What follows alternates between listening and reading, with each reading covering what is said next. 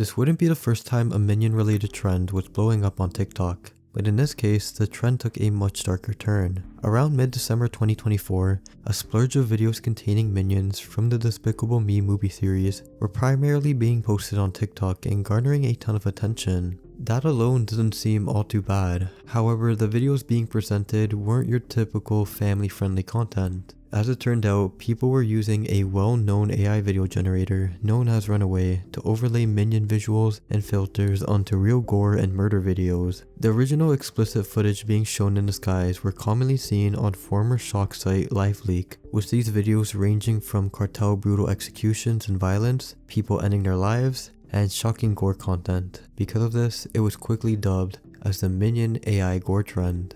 So with all of that out of the way, you may be wondering what the origins of the Minion trend is. The earliest known clip was from December 7th, 2024, in which user SpermanTitan posted a video that gained over 50,000 views in just over a week. Exactly a week right after the first one was posted, another user named Belyash uploaded a notable shock video which featured a man named Ronnie McNutt. I won't go into too much detail, but for those unaware, Ronnie McNutt was a former US Army Reserve veteran who suffered from PTSD and ended his life on a Facebook livestream. Since the original video was widely known, the Minion edited version was pretty easy to identify. Just a few days after, two other edits that consisted of a man taking feces out of a public toilet and eating it, and a person being crushed by an elevator became mainstream. The identity of those posting these videos were never confirmed, but it was noted that the most popular videos were published from Russian TikTok accounts. It wouldn't take these videos to gain a whole ton of awareness either,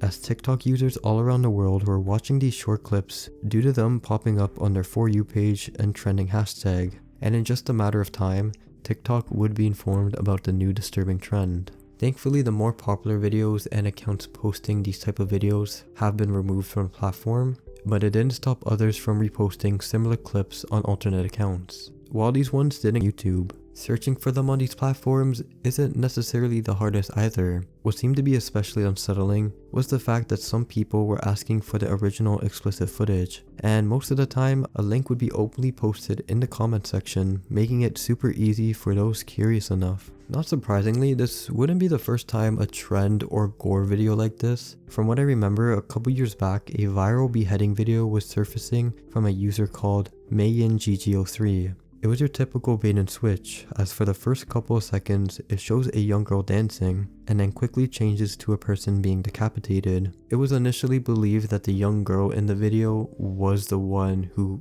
got decapitated, but it was later revealed that the individual was a 19-year-old man named Jose Rodolfo Belushi Botello. Become known, the man had a reputation of stealing from homes, local businesses, and jacking cars. He had been doing so since he was 15 years old and was eventually caught on February 7, 2009 in Morelos, Mexico. He was interrogated, and the man revealed that he was working for a criminal organization. The group who captured Jose severely beat and dismembered him, while someone recorded all of their actions. Going back to the Minion AI gore, it was questioned why these set of videos even became a trend in the first place. It was initially theorized that it was related to the TikTok ban. By the time these videos were popping up, an official date regarding TikTok's ban was set, and so it was believed that users were just posting the most depraved content they could imagine, since the app was going to be deleted anyways. And so chances are the individuals who uploaded these clips knew that even if their account got banned, it wouldn't have mattered due to the termination date being so close. But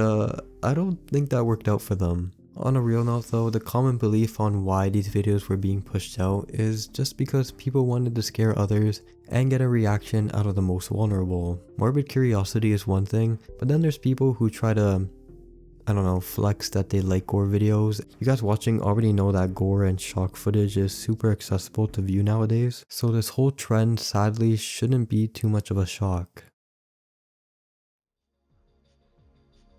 Adorable and funny cat videos have and will always be a successor on any social media platform, but what I'm about to show you is far from being adorable and funny. There's a new trend on YouTube titled Cute Cat AI videos, which was given a name due to a recently banned channel known as Cute Cat AI. So what exactly is this trend? Well, as mentioned in the channel's About section, it briefly explains that it offers unique and mesmerizing AI generated cat videos and how each video has its own special story and adventure. Judging by this, broad description, it seems like it's just another, what do people say nowadays? Oh yeah, AI slop channels. Yeah, this is definitely one of those. And the reason why these videos get pushed out is because the owners of the channel are just trying to make a quick buck. And while you can say that it's entirely slop, I would say it's much more than that. Basically going into Elsagate territory. Now here's thumbnails of some of the videos uploaded on the channel. Seems pretty disturbing, right?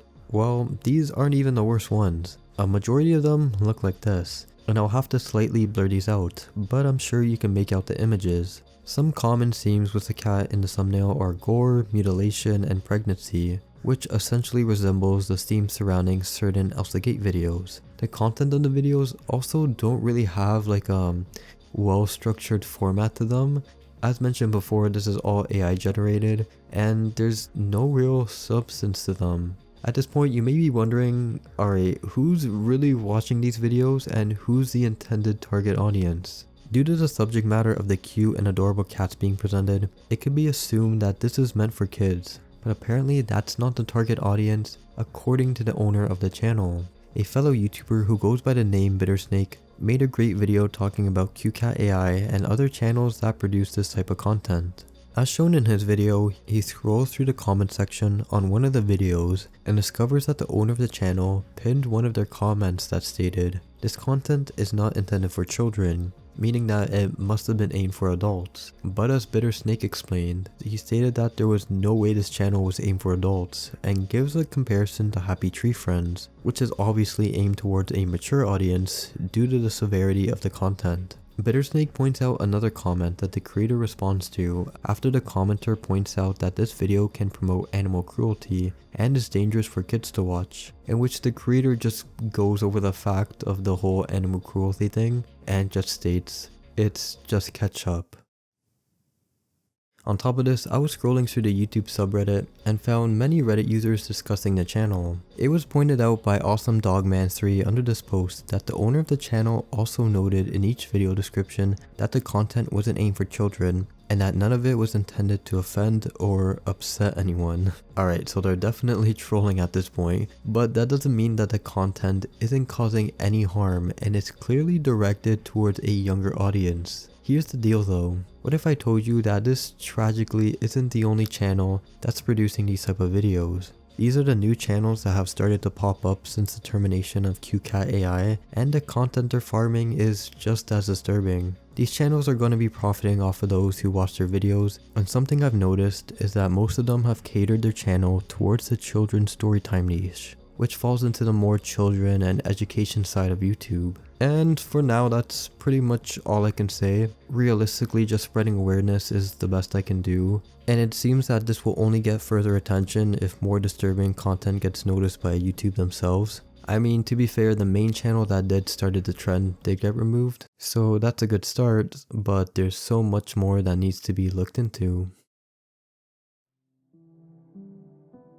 AI true crime channels have been receiving quite a lot of awareness as of recently. From what I've seen online, a majority of people aren't really fond of them due to unethical practices that have been consistently shown on display. In this case, we'll be looking at a recent example of an AI true crime channel that was terminated just a few days ago. The channel went by the name True Crime Case Files and had roughly around 150 videos before it was removed. It consisted of using ChatGPT to make the script, Gen AI image creators, and AI voiceovers. But there was one specific video titled "Husband's Secret Gay Love Affair with Stepson Ends in Grisly Murder" that eventually led to the channel being terminated. The video covered a supposed true crime case that took place in Littleton, Colorado back in 2014. According to the video, it involved Richard Engelbert, a real estate agent who was killed by his stepson, Harrison Engelbert. For his crime, Harrison was convicted of second-degree murder and sentenced to 25 years in prison without the possibility of parole. Now, as of 2023, Littleton has a population of around 44,000 people. With such a small little town, it was expected that the people in the town have definitely heard about it since it's such a big case. But surprisingly, no one did. Those curious enough even attempted to search it up, but to their luck, nothing showed up. With this in mind, many of the town's local residents sent tips to the Denver Post and started to question why they wouldn't cover such a case, with some even theorizing that the local authorities were trying to cover this up. This eventually was acknowledged by one of the reporters for the Denver Post, Elizabeth Hernandez, who was receiving many questions about the murder. In an article, she explained that the video made it seem like such a big news event. However, when you searched it up, there was no coverage. She even went on to watch the video and was puzzled about the imagery used. Elizabeth described the video coverage as having a stilted voice narrated over hazy still images of a neighborhood that didn't resemble Littleton. It was later stated that the video said the murder happened on Bleak Street in Littleton. Unfortunately, there's no Bleak Street in Littleton. There were other errors noticed, such as forged name for those involved in the trial, other editing errors, and at this point Elizabeth was highly skeptical about it and believed that it was a fake crime case. But in order to confirm her beliefs, she contacted numerous law enforcement officials in the nearby area, and then she was able to come up with a conclusion. The video created by True Crime Case Files was indeed fabricated, and so because of this, YouTube was informed about the channel and was thankfully taken off the platform. At this point, you may think that it just ends off there, but there's more to this. It was later confirmed that this wasn't the first time the channel featured fake crime cases. As it turned out, the owner has been creating fake videos since the very first upload. A Medium article was published back in September 2024 explaining that the channel's oldest upload on December 11th, 2023 featured a case involving two young boys named Tucker and Tyler Satmayer in Mound City, Missouri. The thumbnail highlighted the two boys and later showed the man responsible for murdering them. But once again, a reverse image search revealed nothing, and they were most likely AI generated images. On top of this, just a couple days after the channel was terminated, a news company named 404 Media published an article after managing to get into contact with the owner behind the channel, and they asked him general questions. The man, who was given the alias Paul, was asked why there was no warning to others to inform them that all of the cases covered were fake. Paul replied by saying that it was all by design. It needed to be called true crime because true crime is a genre. I wanted the audience to think about why they care so much that it was true, why it matters so much to them that real people are being murdered, adding on that he knew people wouldn't want to watch his videos if they knew they were fake, and that he wasn't any worse than a competition. Later stating, true crime is entertainment masquerading as news. From his perspective, Paul wanted to get people to question the reality of his videos by giving characters obscure names or inserting strange details into his script. But this didn't go as he intended, since there were a ton of people commenting that truly believed in his videos. He even goes on to talk about the concept of luridness. I'm trying to overdose the viewer on luridness, to try to confront them with the fact that they seem to be so invested in the luridness of it all. People's secret lives, their secret affairs that are all really taboo. Paul goes on to explain that he got inspiration after binge watching Dateline, and he took the formula from the show and implemented them on his crime channel. With that, he noticed how there was a high demand for true crime, and how he could use AI to lower the production value. In the end, when Paul was asked about the ethics about his content, he noted that his work is better since he wasn't exploiting any real victims compared to other creators in the true crime genre. This may be the first time you heard about True Crime Case Files, but I can assure you that you may have heard about other channels that are still up and running. Despite their channel growth and size, many are concerned that even smaller channels can still have a negative impact towards those who genuinely believe in the information these channels are spreading. YouTube isn't the only platform that's allowing this. TikTok has had some trouble with it as well, and it's only a matter of time until one of these accounts take off and cause another problem just like True Crime Case Files. Similar to Minion AI Gore, there was another trend being popularized on TikTok just 2 years prior, known as Roblox LiveLeak. But before it even became a trend on TikTok and was known as Roblox LiveLeak, the trend started on YouTube around 2018 when users were posting Roblox car crash videos. Now, to make things clear, these videos were of fake car crashes that the creators made, and not a lot of people saw too much of an issue with it because they weren't based on real events. But then things quickly became an issue just shortly after. It wasn't until June 2022 when people began to create real-life graphic videos from LiveLeak. What made the videos even more saddening is how the original audio was still used, and so viewers watching could hear the real pain, screaming, and the last words from the victim in the videos.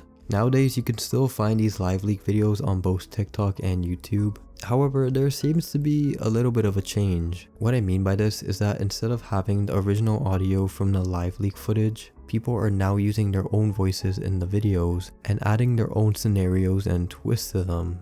Basically making it into like their own story, which don't know why, but you know, it's people are gonna do whatever on the internet. The best way to explain and summarize this all was from a comment I saw that stated, "Imagine dying in the most tragic way possible, only for someone to recreate your death in Roblox."